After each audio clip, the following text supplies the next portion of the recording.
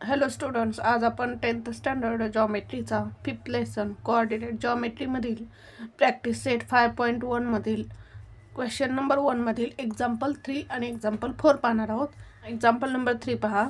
आपल्याला 2 पॉईंट्स दिलेले आहेत, आर आणि एस, आणि त्यांचे कोऑर्डिनेट्स दिलेले आहेत आणि आपल्याला पॉईंट आर आणि पॉईंट एस या 2 पॉईंटमधील डिस्टन्स फाइंड करायचं आहे.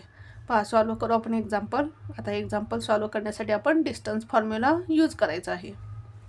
Suppose the coordinates of points are x1 y1.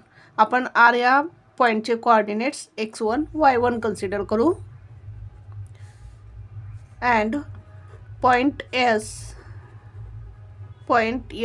are x2 y2 आणि पॉईंट s चे कोऑर्डिनेट आपण x2 y2 कन्सिडर करू. कोऑर्डिनेट्स लिहून घेऊ आपण. x1 is equals to 0, y1 is equals to -3, x2 is equals to 0, y2 is equals to 5/2. आता काय करू आपण, डिस्टन्स फॉर्म्युला यूज करू. अकॉर्डिंग टू डिस्टन्स फॉर्म्युला काय आहे पहा. डिस्टन्स फॉर्म्युला, डिस्टन्स कोणते 2 पॉईंट्स आहेत, आर आणि S. Distance RS is equals to under root x2 minus x1 the whole square plus y2 minus y1 the whole square. हा formula use करायचा आहे आपल्याला. Is equals to, value put करू आपण. x2ची value किती आहे पहा, 0, मायनस x1ची व्हॅल्यू किती आहे, 0, 0 मायनस 0चा स्क्वेअर ब्रॅकेटचा square plus y2 minus y1, y2 किती आहे 5/2, मायनस y1 किती आहे -3, ब्रॅकेटमध्ये लिहू आपण -3, get complete the whole square. Is equals to 0 minus 0 किती येईल, 0च येईल, 0 प्लस 5/2, येथे मायनस मायनस काय होईल, plus 3, bracket complete the whole square. Is equals to, आता इथे डिनॉमिनेटर काय नाही म्हणजे काय घ्यायचं, 1 घ्यायचं आणि क्रॉस मल्टिप्लिकेशन करायचं. पहा, 5 1 जार 5 प्लस 3 2 जार 6 अपॉन 2 1 जार 2, bracket complete the whole square. Under root 6 plus 5 11 upon 2, bracket complete the whole square. आता हे स्क्वेअर रूट आणि स्क्वेअर काय होईल, कॅन्सल होईल. Square root and square cancel होईल, म्हणजेच आन्सर काय येईल 11/2. म्हणजेच आपल्याला डिस्टन्स आर एस किती मिळालं, 11/2. खाली आन्सर लिहू आपण. The distance between the points R and S are 11/2. अशा प्रकारे हे एक्झाम्पल आपल्याला सॉल्व करायचं होतं. पहा पुन्हा एकदा आपण एक्झाम्पल कसं सॉल्व केलं.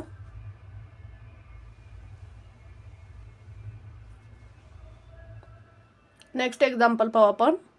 4th एक्झाम्पल पहा. आपल्याला एल आणि एम हे 2 पॉईंट्स दिलेले आहेत आणि त्यांचे कोऑर्डिनेट्स दिलेले आहेत आणि एल आणि एम या 2 पॉईंटमधील डिस्टन्स आपल्याला फाइंड करायचं आहे. पहा, सॉल्व करू आपण example.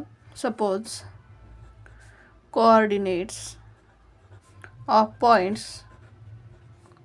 L are x1 y1. L या पॉईंटचे कोऑर्डिनेट्स आपण x1 y1 कन्सिडर करू and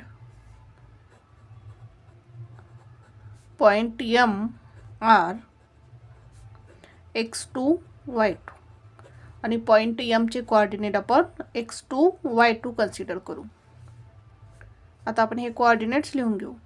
x1 is equals to, x1 ची व्हॅल्यू काय येईल 5,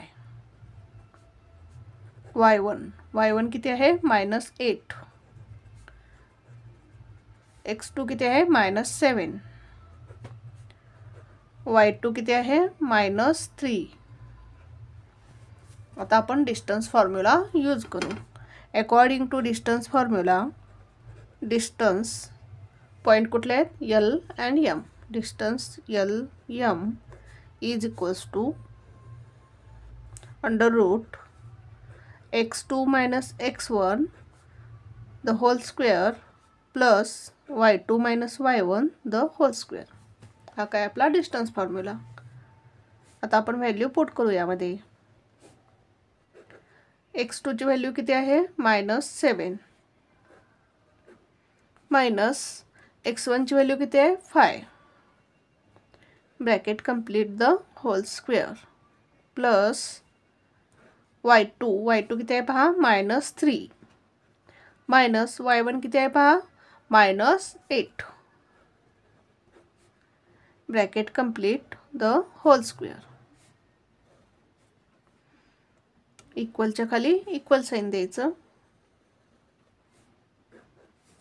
-7 -5 या दोन्हींची ॲडिशन करायची आणि साइन काय येईल -12 the whole square plus -3 minus minus काय होईल +8 bracket complete the whole square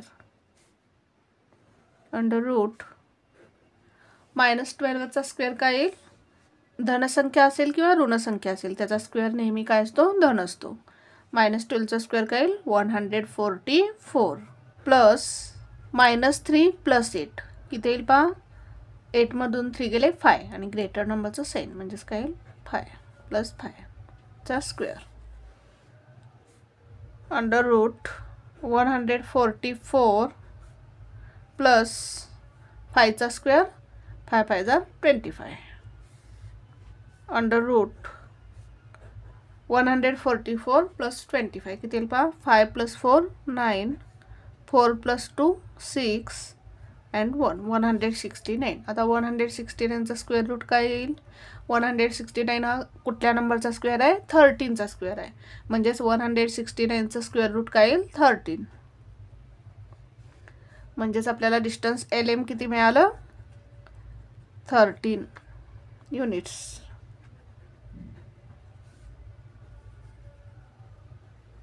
answer लिहू आपण. Therefore the distance between the points L and M are 13 units.